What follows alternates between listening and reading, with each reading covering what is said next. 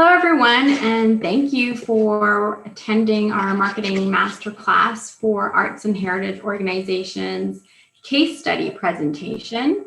Today, we have John-Michael Scapin from the Opera Atelier. He is the marketing coordinator, and he will be going over just an overview of the organization, some marketing background and a marketing challenge or opportunity that they faced and the results of that.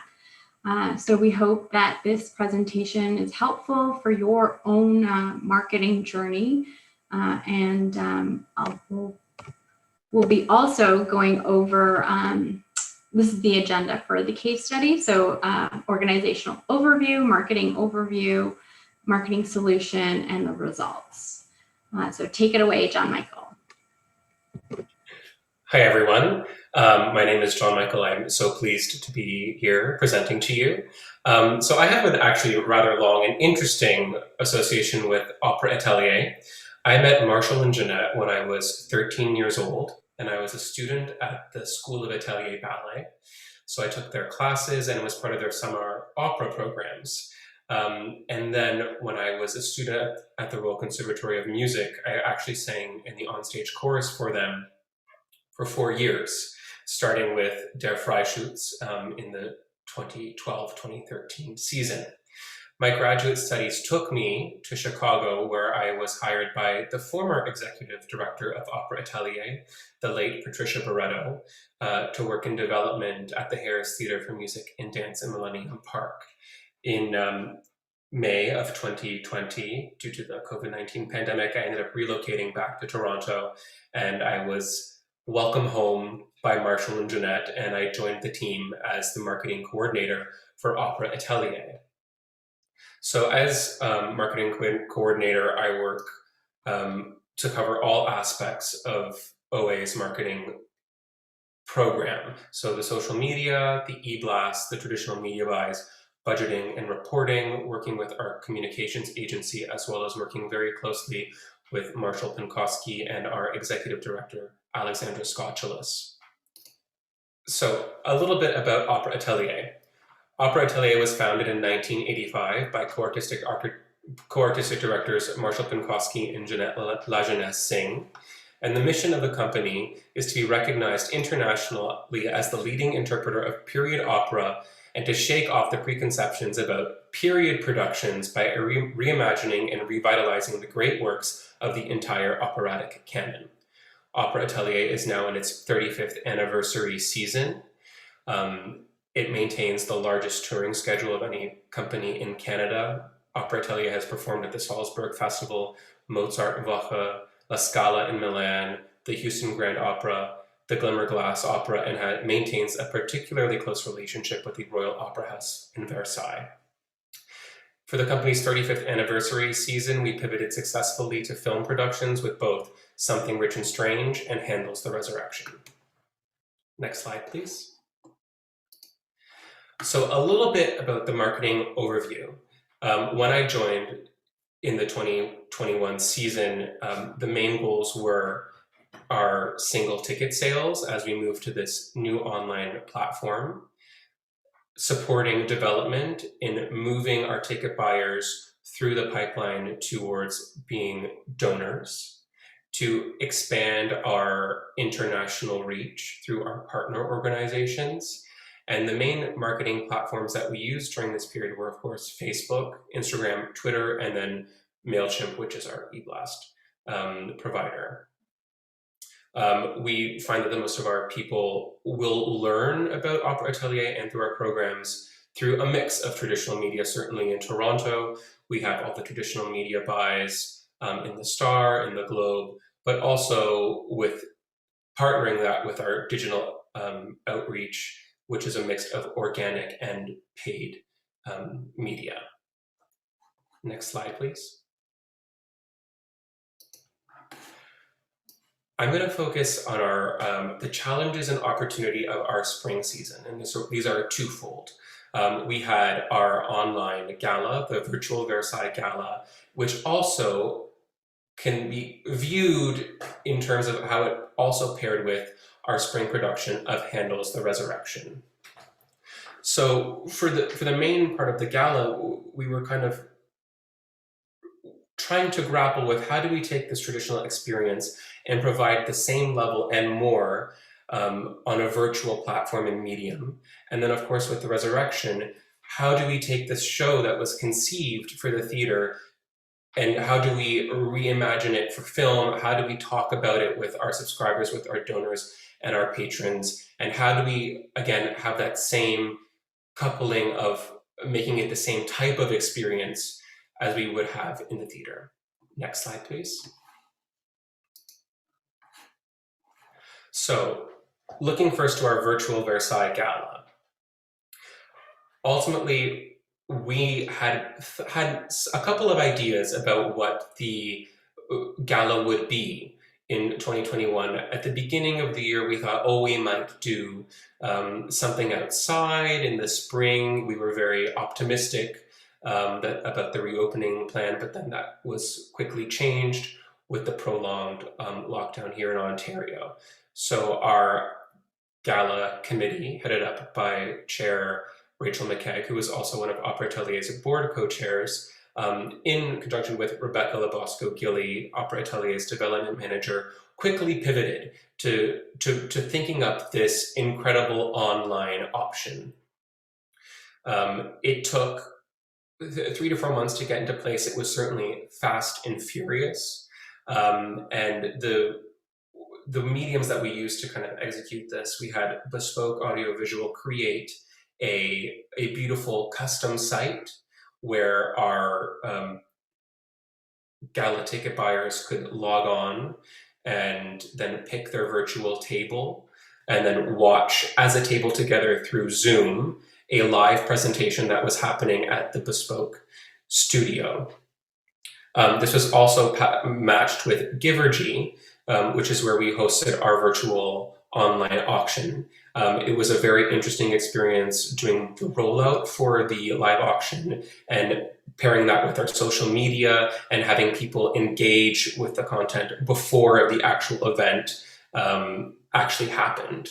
And a couple of other aspects that were more different this year was that we had hosts. We had Colin Asuncion and Jennifer Walls as our host for the virtual gala, and that certainly added a whole scripted element. It kept it light, it kept it funny, and then tying it into The Resurrection, we had exclusive performances by our artists for Handel's The Resurrection, who were also in town filming and recording the production. So there was a lot of activity happening at Opera Atelier during that time. At first, we were quite nervous of what the reception would be for this event. You know, we're so used to the whole ballroom evening event for a gala, but we were so relieved and delighted that our patrons enjoyed the event. They thought it was, you know, fast moving and engaging, and we had the catering at the certain levels. But one aspect that was particularly interesting, where the virtual medium allowed us to cast our net even wider than we normally would for our gala, and we had a seating level that was $100 tickets, which was virtual, so you could attend the performance, so the scripted evening, and have access to the exclusive performances. That was another interesting thing that we'd certainly keep moving forward. Certainly the benefit is that it expanded our capabilities and how we could even conceive as a gala. And we were able to also work with our partner organizations to help bring this event to fruition. Certainly some of the challenging aspects for this were the COVID restrictions, which everyone was dealing with the nuance of scheduling with our artists and Marshall and getting everyone to record and do it safely. And then also the communications for the ticket buying for the gala, how people were going to log on to the Givergy site, how people were going to log on to the Bespoke website. So a lot of careful thought went into the language that we were using to communicate about this event. Next slide, please. Next up, we had Handel's The Resurrection. Originally, we were going to premiere this production on April 1st. Unfortunately, that wasn't a possibility for us due to the COVID-19 restrictions, but we created a very clever solution to at least offer our ticket buyers something on that date. And we created a 30-minute documentary called The Making of the Resurrection. And this was hosted for free on Opera Atelier's website and YouTube. It was a really terrific way to give our audiences an inside scoop into what was happening, how the filming was going and the process. This was new for us, it was new for our audience members, of all the complexities and nuance that goes into making opera during this time. The development of this idea was largely Marshall Pinkowski in conjunction with Zach Bruman and Alex Kochulis. And the entire creative team, certainly, we have Gerard Gauci and David Follis and the incredible team at Tafel Music who really rallied behind this idea, and everyone was so committed to it. Eventually, we were able to film the production after we recorded the audio separately. So we were able to then release the Canadian film premiere of Handel's The Resurrection on May 27th, 2021. Now, the communications aspect of this, it was very interesting, and we were actually very cognizant of fitting in the narrative of the procedures and the protocols that we went through to create this work, and how that actually funneled in to the storytelling of this piece and what made it interesting. So we had a couple early releases by William Littler in the Toronto Star and Paula Citrin and Ludwig van, just offering insight into the meat and potatoes of how this production actually came to be.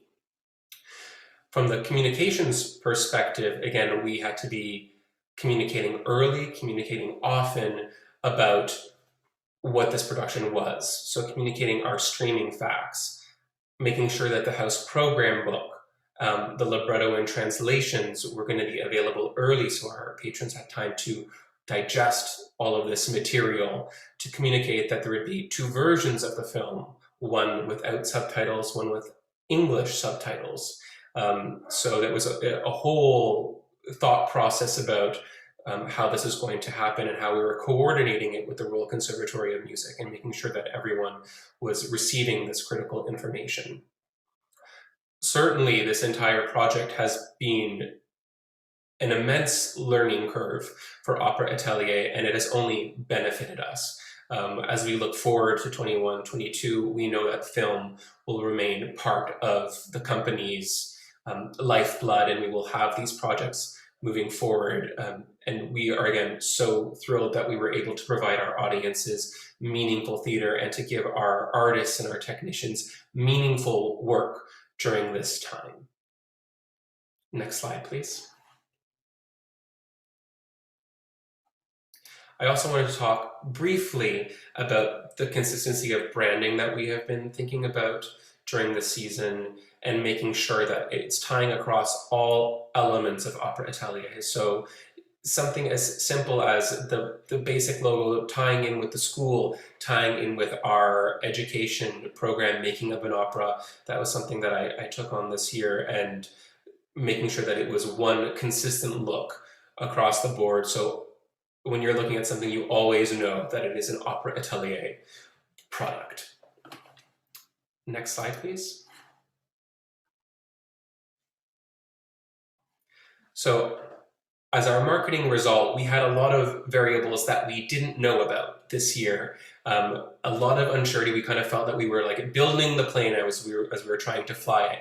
And I'm very, very pleased to say that we have met and surpassed our goals in many, many ways. The virtual Versailles Gala, my colleagues in development were able to meet and surpass their goals, and also in ticketing, we were able to meet and surpass our revenue goals.